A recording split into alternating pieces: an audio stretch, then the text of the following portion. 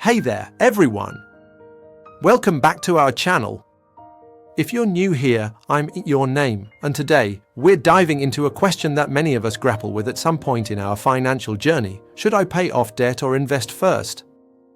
It's a really important topic, and I'm excited to break it down for you.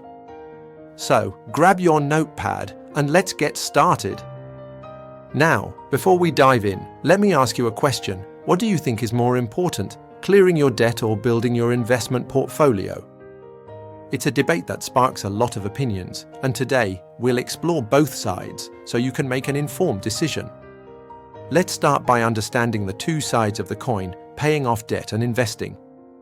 First, let's talk about paying off debt. When you have debt, especially high-interest debt like credit cards, it can feel like a heavy weight on your shoulders. According to data from the Federal Reserve, the average American household carries about $6,270 in credit card debt, with an average interest rate of around 16%. That's a lot of money just going towards interest. Let's break it down with an example. Imagine you have a credit card balance of $5,000 at an interest rate of 20%. If you only pay the minimum payment of $150 a month, it could take you over 4 years to pay it off, and you'll end up paying nearly $2,000 in interest alone. That's money that could have gone towards investments or savings. So, paying off high-interest debt can free up your cash flow and give you peace of mind. But what about investing? Investing is crucial for building wealth over time. Historically, the stock market has returned an average of about 7% annually after inflation. If you invest early and regularly, you can take advantage of compound interest. For instance, if you invest $5,000 today at a 7% return, in 30 years, you could have over $38,000. That's the power of compounding. Now, let's consider the scenario where you choose to invest instead of paying off that high-interest credit card.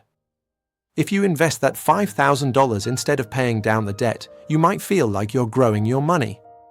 But remember, if your debt carries a higher interest rate than the return on your investments, you could end up losing money in the long run. This leads us to a crucial question: what type of debt are you dealing with? Not all debt is created equal. For example, student loans often have lower interest rates, and mortgages can even be considered good debt because they can appreciate over time.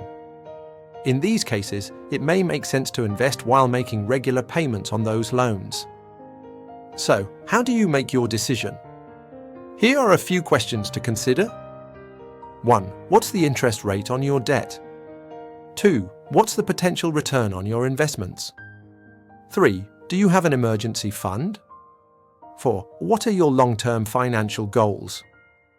If you have high-interest debt, it often makes more sense to focus on paying that off first.